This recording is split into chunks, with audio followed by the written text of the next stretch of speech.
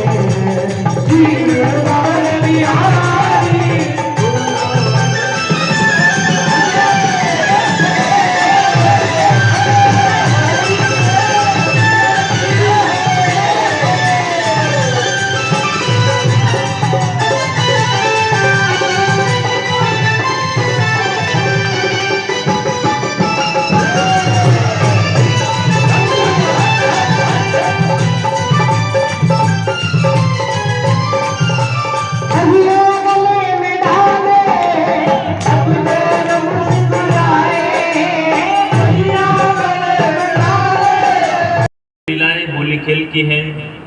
होली का वास्तविक अर्थ ये है कि हो जाना, हम किसी के हो जाते हैं ना, तब होली कहते हैं कि ये इसकी होली। तो हम पिया की होली, श्याम पिया की होली, तब हमारा होली होता है। लेकिन ब्रज में जाते हैं तो उससे 2 कदम आगे की बात आती है। आज भी हम लौकिक में देखते हैं कि किसी के होने के बाद भी जुदा हो जाते हैं। देखिए 5 साल शादी करी, फिर अलग भी हो गए, 10 साल में अलग हो गए, ऐसा भी होता है ना, जुदा हो जाते हैं। लेकिन ब्रजवासी कहते हैं कि हम होरी सो होरी, अब किसी और की होने वाले नहीं है, इसलिए होरी। होरी तो ब्रजवासी खेले, खेले ब्रज की नान, होली है। तो वो हो रही है। हम भी इसे मन में मनोरथ जगाएं कि प्रभु वल्लभ के द्वारा हमारा जो समर्पण हुआ है, हम सब भी आपकी हो रही, अब किसी और के होने वाले नहीं है। तब ठाकुर जी विशेष कृपा करते हैं। जब हमारा संपूर्ण समर्पण होता है, दृढ़ विश्वास होता है, तब ठाकुर जी की विशेष कृपा होती है। देखो भक्तों की परीक्षा तो होती है, लेकिन अगर भक्त डगमगा जाता है तो कुछ परिणाम नहीं बदल जाता है, लेकिन दृढ़ रहता है तो परिणाम विशेष मिलता है। हमें दृढ़ रहने की आवश्यकता है। आज के समय में अन्याश्रय से भी बचने की आवश्यकता है। लोग भटकने लग जाते हैं, यहाँ काम नहीं बना वहाँ चले जाओ, वहाँ काम नहीं बना वहाँ चले जाओ। तो फिर कृपा कौन करेगा, उद्धार कौन करेगा? जीव अगर सब जगह भटकता रहेगा तो सभी मना कर देंगे कि ये हमारा जीव नहीं। लेकिन एक आश्रय पकड़ के बैठा होगा तो उसका काम जरूर समझ जाएगा। ये होती है दृढ़ता। अब देखो अलग अलग प्रकार के अनुभव होते हैं। जैसे अपने यहाँ 252 में वार्ता आती अली खान की। अली खान की बेटी थी पीर जाली। बचपन से उसको बड़ा भाव था, भले जन्म हो गया यवन के यहाँ, लेकिन बचपन से सहज प्रीति थी। और उनके यहाँ नव निर्माण किया गया घर का, तो वहाँ से ठाकुर जी का स्वरूप है। वो ठाकुर जी के स्वरूप में इतनी आसक्ति थी, बातें करती, अनुभव होता। ठाकुर जी भी इतनी कृपा करने लगे कि रोज उसके यहाँ रास लाओ, आवाज आते, वाजिंत्र बजते, वो छुप के कान लगा करके सुनते। अली कौन से संगीत आ रहे, कहाँ से लोग आ रहे हैं, तो समझ में नहीं आ रहा, दरवाजा तो बंद है, ये संगीत कहाँ से? ऐसा सुंदर वाद्य, ऐसा वेणुनाद। उसने पहरेदार बिठा दिया, पहरा भरवाया कि कौन आता जाता है कुछ मालूम नहीं पड़ता। फिर भी मालूम नहीं पड़ा। फिर उसने एक सुराग करवाया बेटी के आंगन में, ताकि वहां से देखा तो दिव्य रासलीला चल रही है। अनेक भक्तजन आए, गोपी आएंगे, ठाकुर जी कृपा कर रहे हैं, ऐसा सुंदर दिव्य रास। तो मूर्छित होकर गिर गया कि ये सब क्या हो रहा है। बेटी के चरणों पर करे तुझे इतना ठाकुर जी का सानुभाव। फिर किसी से सत्संग हुआ, पता चला कि भाई गोसाई जी की शरण में जाएं तो हम पर विशेष कृपा। जब गोसाई जी के पास समर्पित हुए वो पिता पुत्री, तब एक भक्त ने बड़ा आग्रह किया कि आप बताओ, आज्ञा करो कृपानाथ कि यवन होने के बाद भी इसके ऊपर ऐसी कृपा क्यों जो हमारे बदले? ये जीव क्या था पिछले जन्म, आपके अलावा और कोई मुझे नहीं बता पाएगा। मुझे बड़ी जिज्ञासा है कि कौन था, बताओ। तो गोसाई जी ने समझाया कि ये श्रीरंग जी जो दक्षिण भारत में, वहाँ पे सेवा में था अली खान उस समय, और इसकी लड़की वहाँ पे ठाकुर जी के सन्मुख में नृत्य किया करती थी पिछले जन्म में। लेकिन एक बार की घटना हुई, वहाँ का राजा आया और ये ठाकुर जी को छोड़ करके राजा के स्वागत में चला गया, और उसकी बेटी ठाकुर जी के सामने नाचने के बदले उस राजा के सामने नाचने, अन्याय किया। ठाकुर जी को पसंद नहीं आया। तो दुनिया का सबसे बड़ा राजा कौन है? हमारे अंदर विराजे हुआ साक्षात गोवर्धन नाथ जी। इस राजा से बड़ा राजा कौन है? उसको राजा बनाने वाले भी तो हमारे ठाकुर जी, तो उसके सामने नाच, इसलिए अपराध लगा, अन्याय हो गया। इसलिए इसको मलेच के जन्म हुआ। लेकिन ठाकुर जी हमारे कृपालु हैं, फिर से इसका अंगीकार किया, यहाँ तक कि रास के दर्शन करवाए और बड़ी प्रीति हुई। तो हमारा सभी का कहीं न कहीं लीला में संबंध है, हम विस्मरण कर चुके हैं। देखो जिसका जितना अंतराय लिखा होता, अपराध बड़ा होता है ना, उतना अंतराय ज्यादा आता है। जिसका कोई अंतराय नहीं लिखा होता उसको तुरंत ही ठाकुर जी से प्रीति हो जाती है। क्योंकि लीला में से 2 प्रकार से बिछड़े होते हैं, एक अपराध के कारण और दूसरा वैसे ही बिछड़े हुए होते हैं लीला से। तो जो वैसे ही बिछड़े होते हैं उनको तुरंत ही प्रीति हो जाती है, ठाकुर जी का सानुभाव होने लगता है, सहज होता है। लेकिन जो अपराध से विमुख होते हैं उनके लिए काफी यत्न प्रयत्न करना पड़ता है। लेकिन हमारा जीव है तो घूम फिर के आएगा तो ये जो उड़ जहाज को पंछी जहाज पे आवे अन्य कहाँ से छुपावे। सूरदास जी कहते कि जहाज पर पे एक पक्षी बैठ जाता है, बड़ी स्टीमर हो समुद्र पे चली जाए आगे, फिर वो पंछी सोचता है कि मैं उड़ के चला जाऊं, लेकिन दूर दूर तक पानी होता है, वो कहीं चैन नहीं पड़ता, फिर से उसको जहाज पर ही बैठना पड़ता है। ऐसे ही एक बार वल्लभ ने आपको ठाकुर जी के चरणों में सौंप दिया, फिर जीव अगर ये सोचता है कि मैं इधर चला जाऊं, उधर से कहीं आश्रय नहीं मिलेगा, घूम फिर कर आना तो पड़ेगा ठाकुर जी के चरणों में, यही उसका उद्धार होगा। ये घूमना फिरना क्या है? हजारों जन्मों का अंतराय, कि एक बार विमुख हो गए तो अंतराय पड़ जाए। लेकिन हमारी प्रीति हमें दृढ़ करनी, ठाकुर जी आज भी अनुभव बताते हैं, आज भी सारी प्रकट लीला है वही कि भाई बंसी बजाते हुए गाय चराते हुए पधारते हुए। वो बालक को ज्यादा ज्ञान तो था नहीं, वो जाकर के बैठ गया उस मान पे जहाँ से ठाकुर जी हटक हटक करके गैया चरा करके पधारते। अब एक दिन हुआ कुछ नजर नहीं आया, 2 दिन हुआ, 3 दिन हुआ, भूखा प्यासा बेचारा बैठा है, रो रहा है, मुझे ठाकुर जी के दर्शन कब होंगे, मेरे गुरु ने कहा है तो जरूर होने चाहिए, क्यों नहीं हो रहे। और 3 दिन बीत गए, फिर स्वयं ठाकुर जी को चिंता हुई कि इसको गोसाई जी के वचनामृत में इतना विश्वास है तो मेरे आज इसको प्रकट दर्शन का अनुभव करवाना। ऐसे सुंदर बंसी बजाते हुए साक्षात ठाकुर जी गौचरण लीला के दर्शन देते। तो विश्वास है गुरु वाक्य से, गुरु के वचनों पे विश्वास रखे, श्रद्धा रखे, तो हमारे प्रभु कहीं दूर नहीं है, हमारे साक्षात प्रकट है। ये अष्टाक्षर मंत्र भी जो दिया है वो महामंत्र है, वो साधारण नहीं है। कई लोग कुछ तकलीफों में आते हैं तो अलग से कोई जोरदार मंत्र मांगते हैं, ये सबसे जोरदार मंत्र है। अष्टाक्षर भी आसानी से हम बोल देते हैं तो हमें लगता है कि जोरदार नहीं, लेकिन बहुत जोरदार मंत्र है। हमने भारत साहित्य में देखे तो कैसे कैसा कल्याण कर जा रहे मरे हुए को भी जिंदा कर देते मेरा कि सिर्फ अष्टाक्षर बोलते, बहुत जोरदार मंत्र है।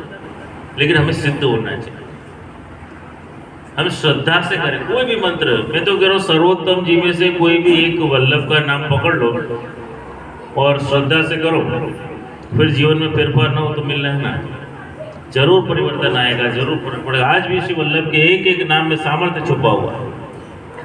आज भी सर्वोत्तम स्तोत्र में भी वही शक्तियाँ है, वही पुष्टि मार्ग में सब कुछ लीला प्रकट लीला है। हमारी तैयारी होनी चाहिए, इसलिए लौकिक आवेश को हमें कम करना चाहिए, लौकिक प्रपंचों से विस्मृति रखनी पड़ेगी, अच्छा संग करना पड़ेगा, और कुछ न हो सके तो सत्संग में जरूर आकर के नियमित बैठना, क्योंकि सत्संग से हमारे दोष धुल जाते हैं और हमें पुण्य की प्राप्ति होती है। इसलिए कुछ न कर सको तो जब जब सत्संग हो जाकर के बैठ ही जाने का, चाहे आपने कुछ किया है कि नहीं किया है, पर आपकी हाजिरी लग गई नहीं, आप याद रखोगे कि नहीं रखोगे, मेरा बंसी वाला जरूर याद रखेगा। देखो एक सेठ जी के घर में एक दुकान थी, तो वहाँ पर एक छोटा सा बालक आया काम करने के लिए, मुझे कुछ काम दे दो। सेठ जी ने कहा यहाँ बैठा रहे, तो बैठ गया। अब सुबह हुई, दोपहर हुई, शाम हुई, दुकान बंद करने का टाइम आया। अब उस लड़के ने सेठ जी से पैसे मांगे कि मुझे आज का पैसा दो। सेठ जी ने किस बात के, तूने तो कोई काम धंधा किया नहीं, तुझे किस बात का पैसा दो? कि मैं आपके कहने से दिन भर बैठा रहा हूँ ना, तो आपको देना पड़ेगा। और सेठ जी ने बात मान ली कि भाई मेरे कहने से तू बैठा रहा तो मुझे भी देना पड़ेगा, मेरे कहने से तू बैठा रहा तो मुझे भी देना पड़ेगा। ऐसे श्री वल्लभ की आज्ञा से आप सत्संग में जाकर के बैठोगे तो हमारे सेठ श्री गोवर्धन प्रभु आपको जरूर फल का दान देंगे। अरे देखो गोपी वल्लभ धाम का जो जो मन में भाव आता है ठाकुर जी तुरंत पूरा करवाते, बहुत कृपालु ठाकुर जी हैं। क्योंकि आज के समय में इतना बड़ा निर्माण होना भी बहुत मुश्किल कार्य होता है, तो आज तक जो जो भी मन के मनोरथ होते गए ठाकुर जी तुरंत पूरे करवाते गए। जिस अपन ने बैकग्राउंड का भी सोचा था, हॉल का भी सोचा था, आवास का भी सोचा था, सब कुछ ऐसे ठाकुर जी ने शीघ्र करवाया। अब एक ऐसा मनोरथ है, क्योंकि अब लोगों को भी इससे आदत पड़ गई कि जी हमारी सेवा लिया करो, कुछ न कुछ आज्ञा किया करो। तो फिर से एक ऐसी मांग उठी, तो मैंने एक सुंदर प्रस्ताव रखा कि जैसे यहाँ पर अब बड़ा हवेली हो चुकी है, यहाँ पे बिजली का बड़ा खर्चा आता है, तो मैंने कि एक सोलर प्लांट लगा दे तो हमेशा के लिए इसकी बिजली फ्री चलती रहेगी, हमेशा गोपी वल्लभ रोशन होता रहेगा। और वो सेवा से भक्तों के जीवन में भी प्रकाश आता रहेगा, उसका जीवन भी रोशन होता रहेगा। हम प्रभु का घर रोशन करते हैं, वो हमारा घर रोशन करते हैं। तो ये सुंदर सेवा है कि जिसके द्वारा आगे भविष्य के लिए भी हवेली मजबूत हो जाएगी और हम ज़्यादा सुंदर लाइटिंग वगैरह कर सकेंगे। तो सुंदर इस सोलर प्लांट में दिन का करके हमें सेवा लेनी है। सिर्फ 1100 रुपये कुछ 1100 रुपये। और देखो हमारे कुछ लोग तो हमेशा इतने तैयार रहते हैं, 25-30 नाम तो तुरंत ही आ गया। ऐसे धीरे धीरे ये सफर चलता रहे तो आज जो 2-3 लाख का खर्चा है वो आसानी से हो जाएगा और हर व्यक्ति को लाभ मिलेगा और जीवन भर का लाभ है। साहब मेरे सरकार आए, कर दो गलियां सब रोशन मेरे सरकार आए। तो हमें रोशन करना है। देखो हम प्रभु का काम करते हैं ना तो हमारा काम तो अपना बन जाता है। अब कई लोग जो मर्यादा वाले होते हैं वो समझते नहीं, भगवान से अर्जी लगाने जाते हैं कि मैं अर्जी लगाने का मेरे ये काम बन जाऊँगा। अरे यहाँ तो हमारे ठाकुर जी जानते हैं। ये तो सिर्फ सेवा करके तो देखो तुमने जो सोचा है ना उससे 2 गुना ठाकुर जी तुम्हें जीवन में फलीभूत करवा देंगे। ये पुष्टि मार के लेना है। और हम देख रहे हैं ये प्रमाण, जिसने प्राचीन मंदिर यहाँ का देखा हो कितना छोटा सा था, सफर चलते चलते आज इतना बड़ा निर्माण हो गया, इतनी सुंदर हवेली बन गई और आगे आगे भी कई योजनाएं ठाकुर जी करवाते हैं। देखो हम तो क्या कर रहे, ठाकुर जी कर प्रेरणा करते हैं और ठाकुर जी पूरे करवाते हैं। यज्ञ करता है, यज्ञ भोगता सब ठाकुर जी है। वो तो हमारे देखो स्वामी जी भी जानते हैं सब कैसे ठाकुर जी कैसे मनोरथ पूरे करवाते हैं। तो ये सुंदर गोपी वल्लभ धाम में अब जल्दी से जल्दी ये सोलर प्लांट भी लग जाए तो मैं तो कह रहा हूँ यहाँ लगने से कई हवेलियों में ये प्रेरणा मिलेगी कि जो हवेलियों का लगभग 50-60% खर्चा इस बिजली में जा रहा है तो उन सबको भी भविष्य में ऐसे कुछ आइडिया आएंगे, उनको भी फायदा होगा, सभी का मतलब अच्छा रहेगा।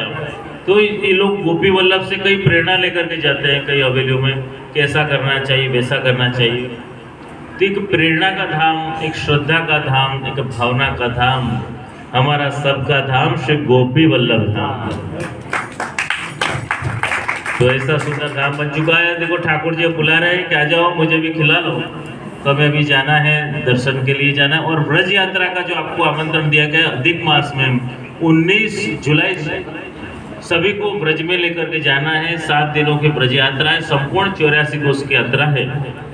अगर हम सोचते कि हम अकेले जाकर के आ जाए तो इतना लाभ नहीं मिलता है, लेकिन वल्लभ के द्वारा जब हम जाते हैं तो ठाकुर जी विशेष कृपा करते हैं, हमें प्रकट अनुभव भी होते हैं। और जैसे कृष्णाष्टमी का तीर्थ के फल, तीर्थ के देवता हमें प्रदान करते हैं।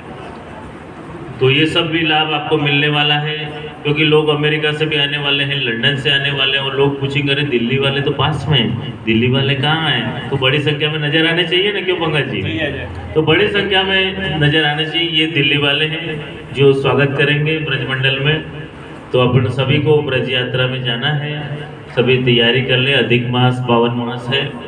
तो अंत में सभी को बहुत बहुत शुभकामना देता हूँ कि सभी के जीवन में प्रभु की कृपा निरंतर बरसती रहे। इतना ही कह के अपने वक्तव्य को पूरे करने से पहले कि जैसे अनाउंसमेंट नाम की हो जाएगी, जो जो लोगों ने सेवा दी है।